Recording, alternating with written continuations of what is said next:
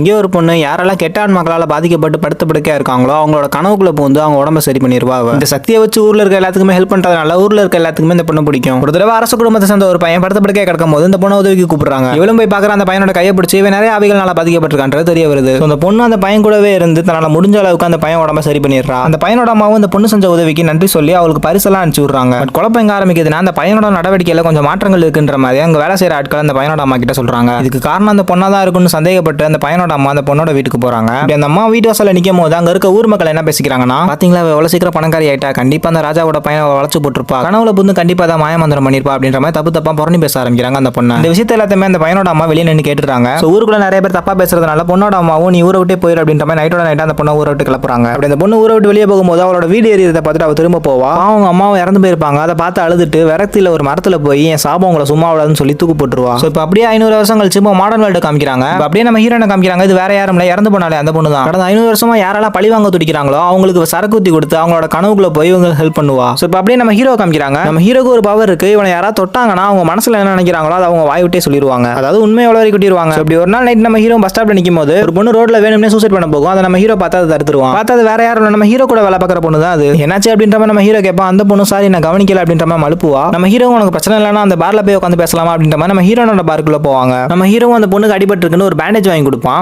இல்லப்பா உனக்கு தான் அடிபட்டு இருக்கு, நீ பேண்டேஜ் போடுங்க அப்படின்னு சொல்லிட்டு நம்ம ஹீரோட கையை தலையத்தனமா அந்த பொண்ணு தொட்டுருவா. இப்படி கையை தொட்டதுனால தனக்குள்ள இருந்த உண்மைகளை நம்ம ஹீரோ ஹீரோயின் முன்னாடி சொல்ல ஆரம்பிச்சிருவா. என்னன்னு பாத்தீங்கன்னா வேலை பார்க்குற இடத்துல இவளோட மேனேஜர் வந்து இவகிட்ட டெய்லியும் தப்பா நடந்துக்க ட்ரை பண்ணிட்டு இருப்பான். ஒரு கடத்துல வெறுத்து போன பொண்ணு சாகர காண்டி ரோட்ல நிக்கும் போது நம்ம ஹீரோ வந்து காப்பாத்திருப்பான். கதை கிட்ட நம்ம ஹீரோயின் வெறுப்பாகி ஹீரோ கிட்ட நீ கொஞ்சம் நேரம் வெளியே நிலை அப்படின்ற மாதிரி சொல்லுவாங்க. ஹீரோ வெளியே போனதுக்கு அப்புறம் ஹீரோயின் வந்து அந்த பொண்ணுக்கு சரக்குத்தி கொடுத்து அவளோட கனவுக்குள்ளே புந்துருவாங்க. அந்த பொண்ணோட கனவுக்குள்ள போன நம்ம ஹீரோயின் அந்த மேனேஜரை போட்டு வெளுவெளு வெளுத்துக்கிட்டு இருப்பா. இந்த பக்கம் நம்ம ஹீரோ ரொம்ப நேரம் ஆச்சுட்டு அந்த பொண்ணை பார்க்கற கண்டி பாருக்குள்ள வருவான். அந்த பொண்ணு மயங்கிறத பார்த்துட்டு எழுப்புறதுக்காண்டி தொடும்போது அவனும் அந்த கனவுக்குள்ளே போயிடுறான். நம்ம ஹீரோனுக்கு சமசாக்கு இவன் எப்படி கனவுக்குள்ள வந்தான்ற மாதிரி அப்பதான் நம்ம ஹீரோனுக்கே புரிய வருது இவனுக்கும் ஏதோ சக்தி இருக்கு அப்படின்ற மாதிரி. அதுக்கப்புறம் நம்ம ஹீரோ ஹீரோயின் சேர்ந்து என்னெல்லாம் பண்ண போறாங்க அப்படின்றத சீரிஸோட கதையை. சீரிஸோட பேரு மிஸ்டிக் பாப்பா. செக் பண்ணி மறக்காம நம்ம சேனலை சப்ஸ்கிரைப் பண்ணிருங்கப்பா.